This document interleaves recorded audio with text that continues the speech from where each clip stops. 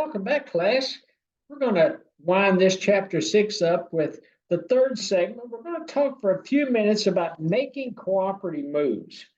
And when we talk about cooperative moves, cooperation allows companies to share resources. And for some industries or some companies in markets and industries, this is extremely important, is to have companies that can share resources. They can also learn from one another's strengths. They can do that through joint ventures or strategic alliances.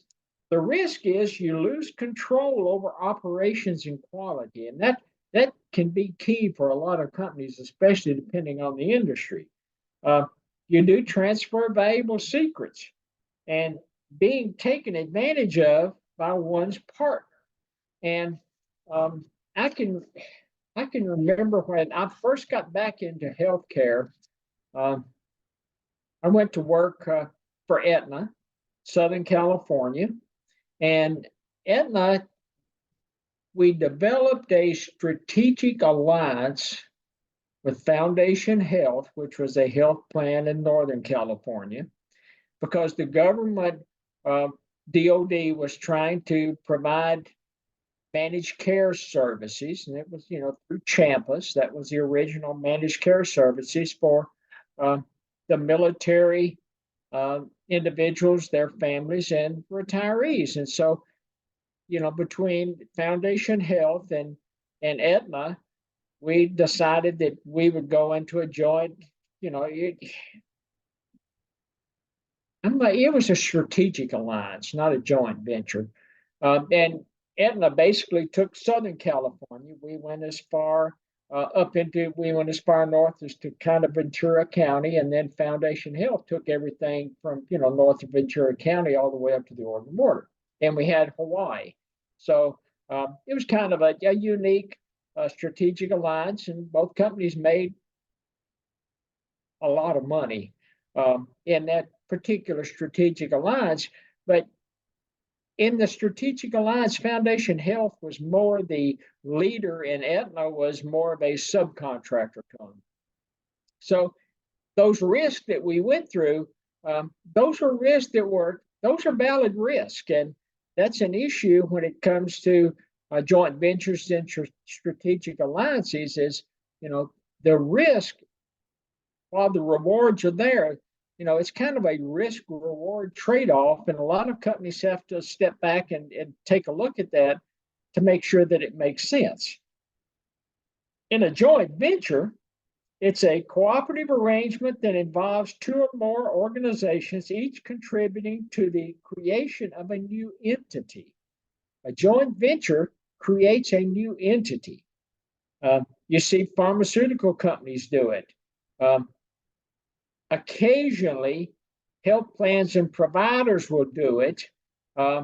Again, to go back to Champus, and it's now called TRICARE, but to go back to TRICARE, you had, as far as a joint venture, you had Tri-West. They had the western part of, once they went through a rebid process, HealthNet they repositioned the health plans, and Tri-West won the West region contract. And what Tri-West was a consortium of all the Blue Cross Blue Shield plans in the western part of the United States that came together in a joint venture, and they created a new entity called Tri-West. And Tri-West provided that TRICARE healthcare throughout the western part of the United States, and they used Blue Cross Blue Shield plans to do the operational and administrative part of it. Also, you see some of these joint ventures in Napa Valley with the wines. You'll have individuals from Napa Valley, and they will have a joint venture with somebody from France or somebody from Germany, and they'll come in and they'll create a new entity. You see it in the bourbon distilleries. You see it, I think they talked about it in the text, that Miller Coors joint venture. So joint ventures, if you're willing to work with other companies, they can be extremely successful. But again, go back to the risk. There are some risk involved. Then you have strategic alliances. And again, strategic alliances, it's a cooperative arrangement between two or more organizations that doesn't involve the creation of a new entity. Joint ventures creates a new entity. Strategic alliances don't create a new entity. Health plans and providers are, you see that fairly regularly with strategic alliances between health plans and providers because they want to sell products to employer groups. Saw it a lot in the Buffalo market. You had health plans making strategic alliances with provider groups, and they could, put products together and play around with the pricing. And what they were doing, they were trying to drive profits by selling this strategic alliance, selling it to employer groups. So that's joint ventures, the first one. Strategic alliance is the second one. And again, to me, the only real difference between those two is a joint venture creates a new entity and a strategic alliance doesn't. You've got a co-location when goods and services offered under different brands are located close to one another. Restaurants and hotels. Drive down the road and see how many hotels, they may not have a restaurant in the hotel, but how many hotels have a Waffle House next to them? I mean, you're talking about a great opportunity for co-location. A lot of travelers, first thing to do when they get up in the morning, if they're checking out, they're looking for something to eat. And if they're not checking out, they're still looking for breakfast. And so it works great to be co-located Waffle House with hotels.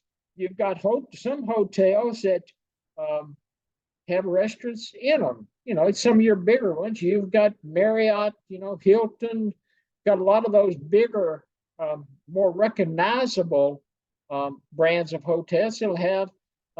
They may have a Fleming Steakhouse, or they may have the Marriott in New Orleans has a Fogo de Chao in it. And it's a great opportunity because for the restaurant, especially because you've got a critical mass.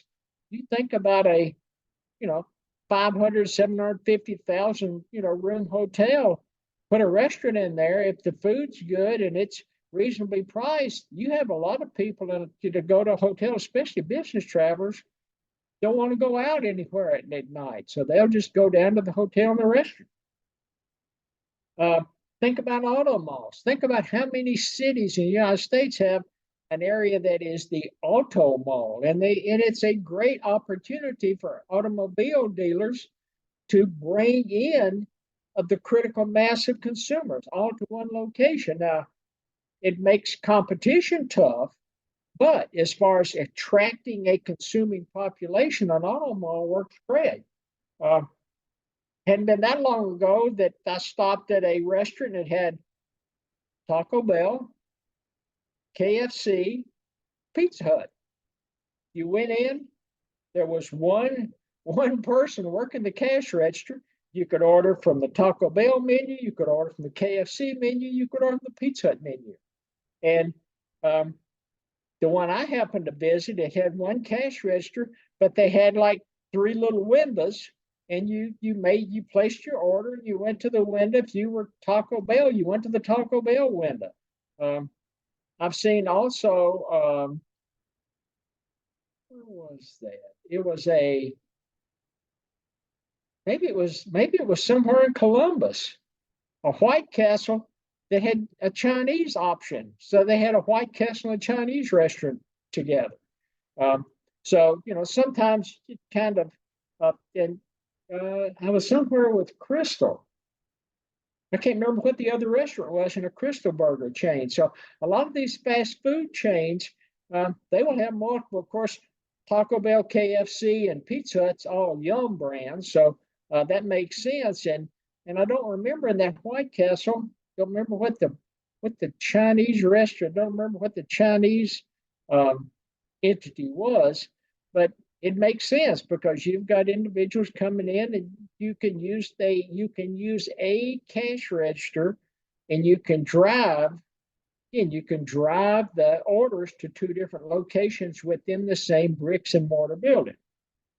And then they throw out a concept that I haven't thought too much about. They called it co-opetition, and it's a blending of competition and cooperation between two companies.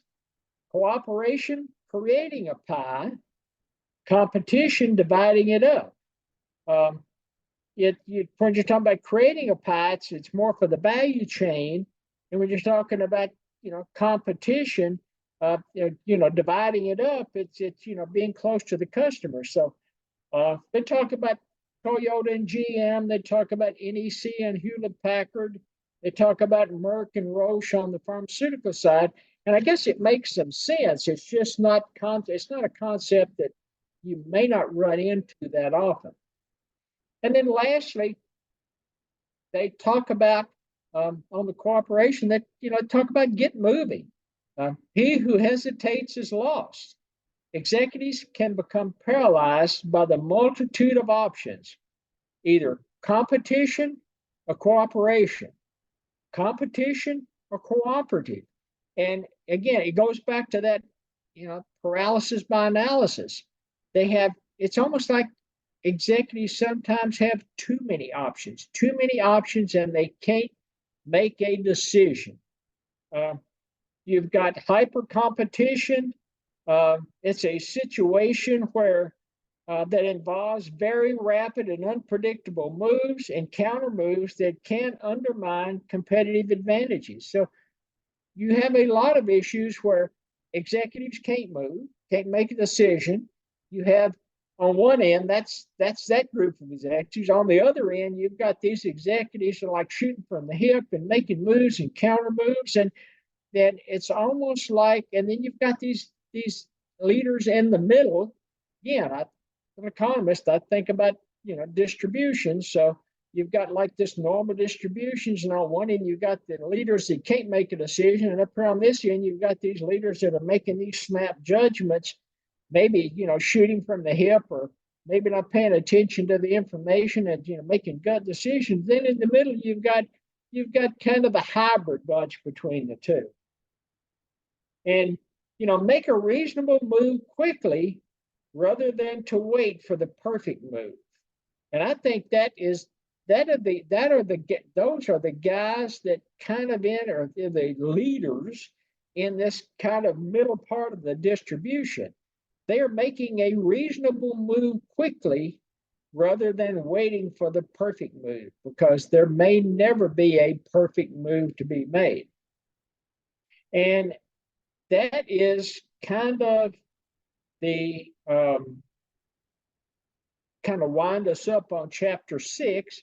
The next time we get together, we're going to be talking about chapter 7, and it looks like chapter 7 is going to be competing in international markets. So that's going to wind us up on chapter 6, and the next time we get together, we'll talk about chapter 7. Thank you.